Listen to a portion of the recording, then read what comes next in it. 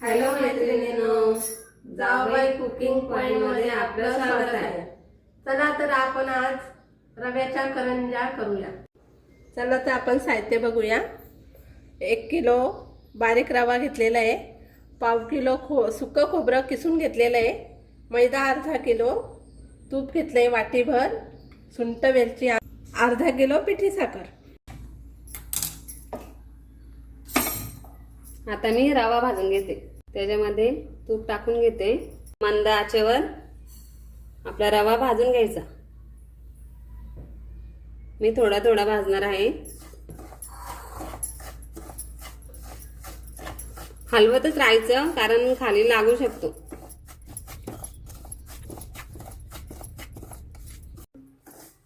बघा असा colour change झाला पाहिजे रव्याचा, लालसर होतो ना तेव्हाच काढायचं।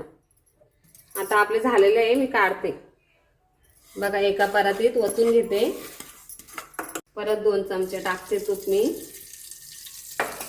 आणि आपला रवा टाकून घेते। अर्धाच टाकते, परत थोडं थोडं करून मी भाजते। जयश्री रवा भाजते तोपर्यंत मी पीठ काढून घेते। बघा मी घेतलंय परातीमध्ये पीठ ओतून। आता गॅसवरती मी 2 चमचे तूप टाकणार आहे। तूप छान गरम झालंय आपलं, मी हे पिठामध्ये ओतून घेणार आहे। बघा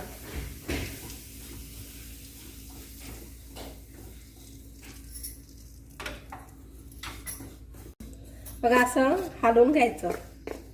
5 मिनिटं थंड करून घ्यायचंय पीठ।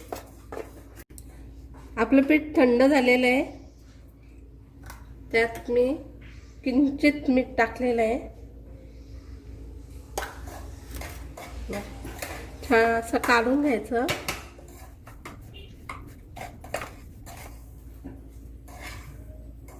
एक तांब्यावर पाणी घेतलेलं आहे, थोडं थोडं करून असं पीठ घट्टच मळायचं।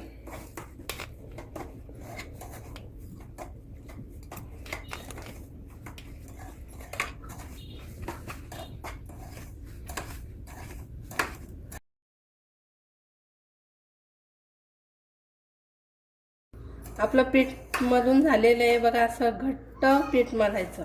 बघा हे अर्धा तासासाठी मी झाकून ठेवणार आहे।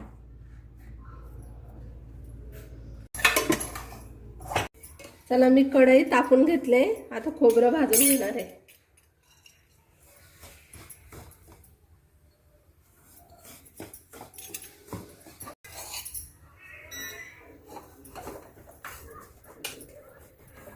खोबरं भाजून झालेलं आहे, गॅस बंद करूया।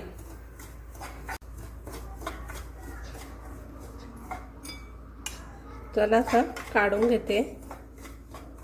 आपला सगळा रवा भाजून झालाय आणि भाजल्यानंतर फॅन खाली ठेवून थंड करून घेतलाय। थंड करून घेतल्यावरच पिठी साखर टाकायची। आता मी पिठी साखर टाकून घेते, त्याच्यानंतर टाकते भाजलेलं खोबरं।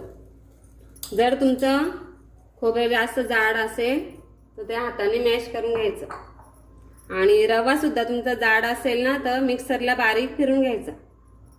आणि ते घेतले मी वेलची पावडर, ते आता आपण सगळं मिक्स करून घ्यायचं। बघा आपलं सारण तयार झालंय। आता करंजी कशी करायची ते मी तुम्हाला दाखवते। पिठाची एक गोळी घ्यायची, पीठ परत झाकूनच ठेवायचं, गोल करायचं, आणि इथे मी मैदा घेतला लाटण्यासाठी।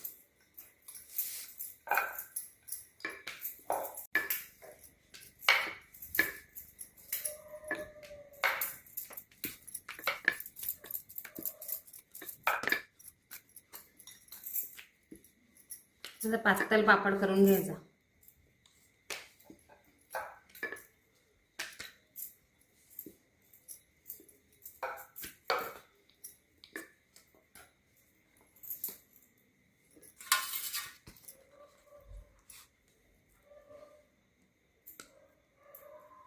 दोन चमचे पुरण टाकते मी।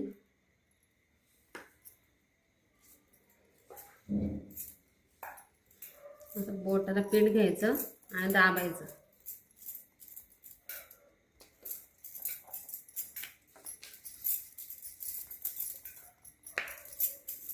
चांगलं दाबून घ्यायचं कारण ती फुटली नाही पाहिजे. मग इथे घेतले मी कातीन घेतले.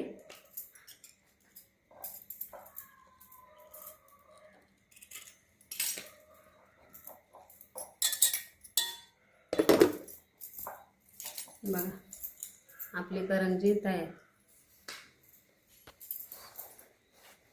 अशाच मी सगळ्या करून घेते आणि तुम्हाला तळून दाखवते.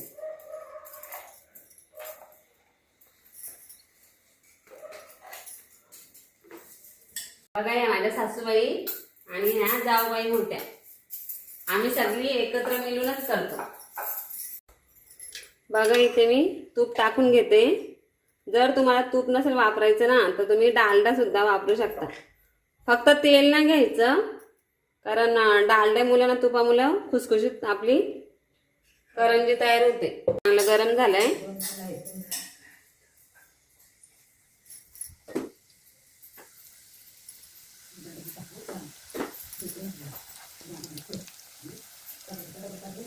आता पलटून घ्यायच्या.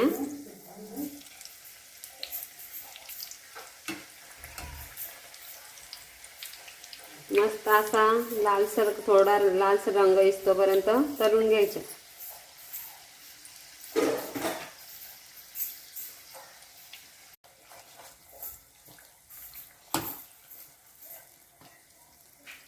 बघा आपल्या करंज्या तयार झाल्या. आम्ही काढून घेते.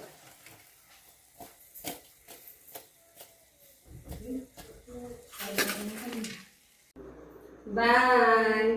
आता भेटू पुढच्या व्हिडिओमध्ये.